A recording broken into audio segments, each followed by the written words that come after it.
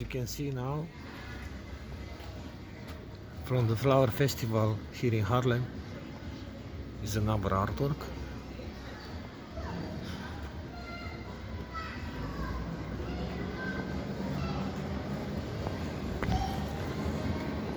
It accompanies the other artworks that are exposed here.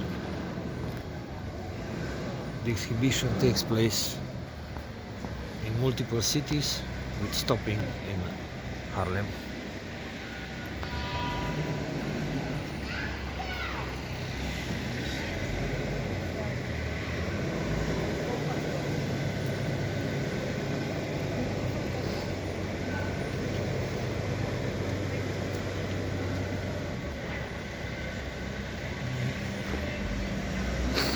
It's a simple artwork, not so much designs like in the others before it, but still, it's a cute one.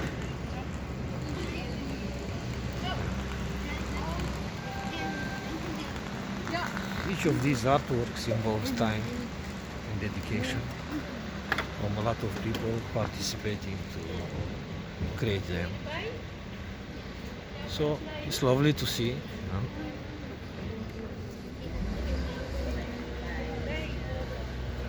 I don't know how many are in total, but I'll go along